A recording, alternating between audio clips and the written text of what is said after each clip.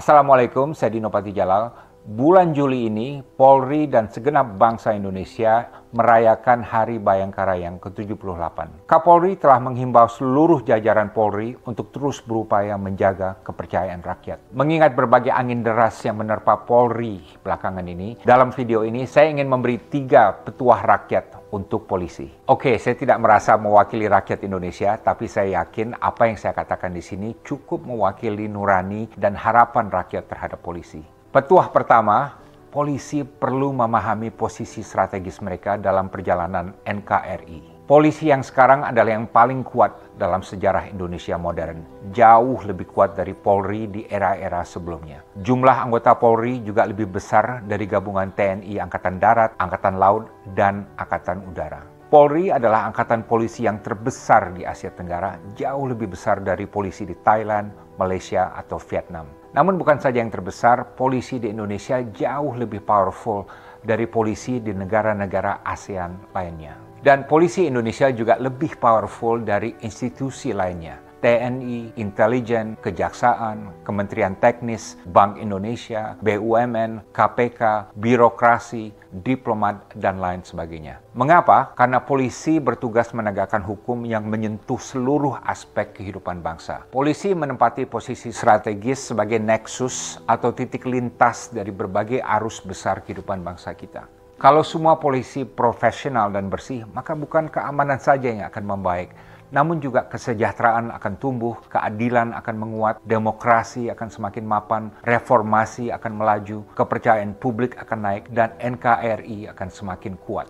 Sekali lagi, posisi polisi sebagai nexus dari semua dimensi ini melebihi lembaga lainnya. Saya katakan ini bukan untuk menyanjung polisi, justru untuk mengingatkan bahwa kekuasaan yang sangat besar di tangan mereka ini merupakan tanggung jawab dan beban yang luar biasa beratnya. Dan ini harus membuat polisi menjadi humble dalam mengemban tugas dan selalu introspeksi dan mawas diri. Banyak sekali pelajaran sejarah di mana institusi yang tidak bijak dalam mengembang kekuasaan akan jatuh tersandung.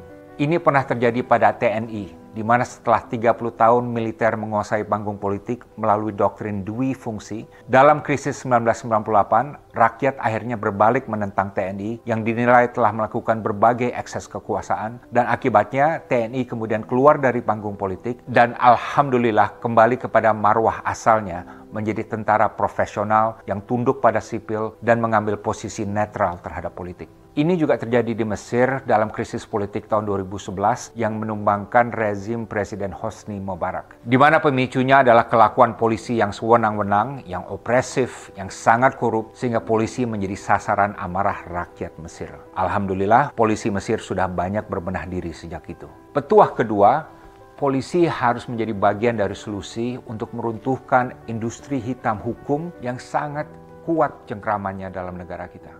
Yang saya maksud dengan industri hitam hukum di sini adalah suatu ekosistem di mana banyak penjahat yang berkolusi dengan oknum-oknum dalam berbagai institusi. Polisi, kejaksaan, peradilan, birokrasi, dan lain sebagainya. Bagaimana caranya melawan industri hitam hukum ini?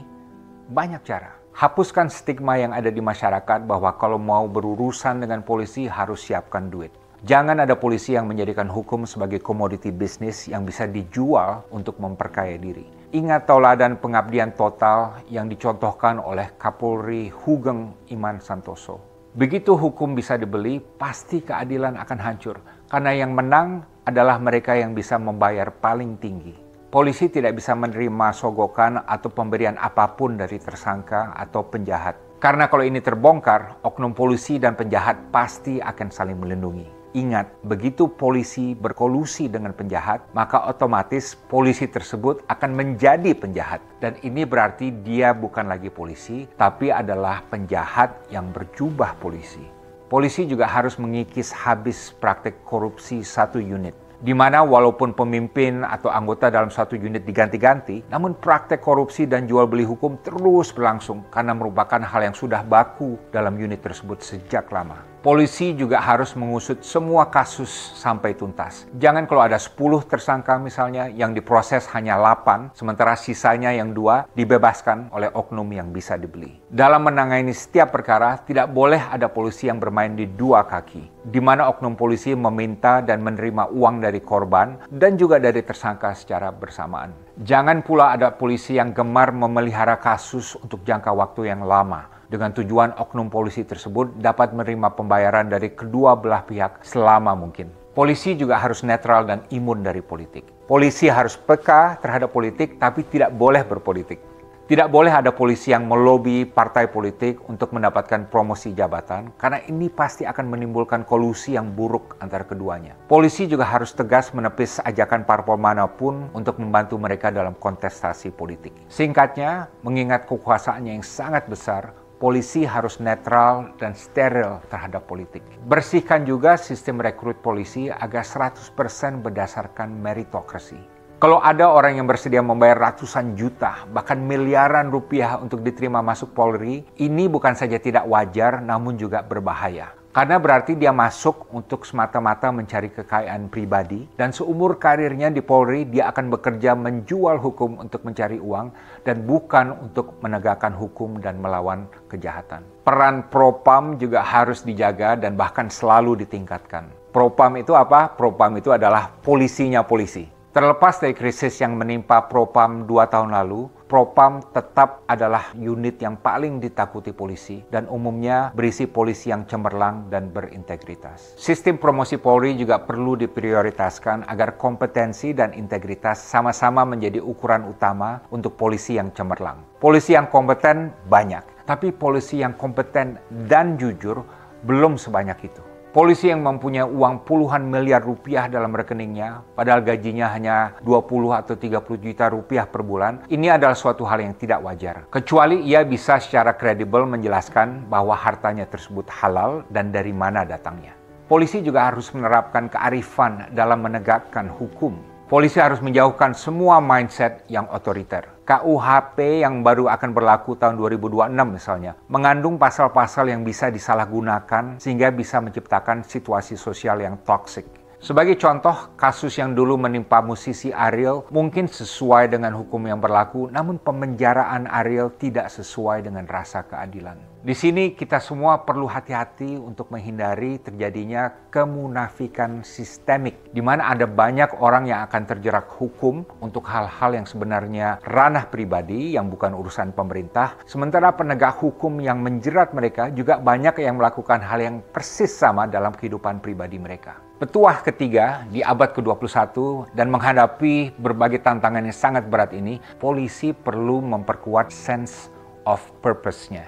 Saya sangat apresiasi program presisi yang diluncurkan oleh Kapolri untuk membenahi Polri. Saya ada usulan tambahan. Sebagai rakyat dan sebagai pembayar pajak, saya menganjurkan agar polisi dapat ditanamkan etos kerja dan jati diri sebagai nation builder. Mengingat posisinya sebagai institusi yang paling strategis menentukan keamanan, keadilan, kesejahteraan, dan demokrasi Indonesia. Lebih spesifik lagi, di abad ke-21, polisi perlu memposisikan dirinya bukan saja sebagai penegak hukum, tapi juga sebagai pembela demokrasi dan pelindung reformasi. Ini berarti semua Kapolri juga harus mempunyai sikap sebagai negarawan. Polri juga perlu mempunyai tujuan strategis untuk menyongsong Indonesia Emas di tahun 2045. Yaitu untuk menjadi lembaga nasional yang paling dipercaya dan dicintai rakyat. Sekaligus polisi profesional yang paling bersih di Asia Tenggara. Di tahun 2045 nanti, NKRI harus bisa mewujudkan supremasi hukum secara total, di mana yang menjadi panglima adalah hukum, bukan politik atau ekonomi. Saya paham mungkin banyak orang yang skeptis apakah ini bisa tercapai, namun saya optimis. Lihat saja sektor perbankan kita, yang sebelum Krismon tahun 1997 amburadul, minim peraturan dan minim kredibilitas. Namun setelah dibenahi secara gigih, kini telah berubah menjadi sektor yang paling padat dengan kepatuhan, kepatutan, dan transparansi. Dan semuanya untuk menjaga kepercayaan publik terhadap bank-bank di Indonesia. Hal yang sama juga terjadi pada TNI yang sewaktu gejolak reformasi tahun 1998 sempat babak belur, Namun kemudian TNI berhasil berbenah diri sehingga kembali menjadi salah satu lembaga yang paling dihormati dan dipercaya di Indonesia.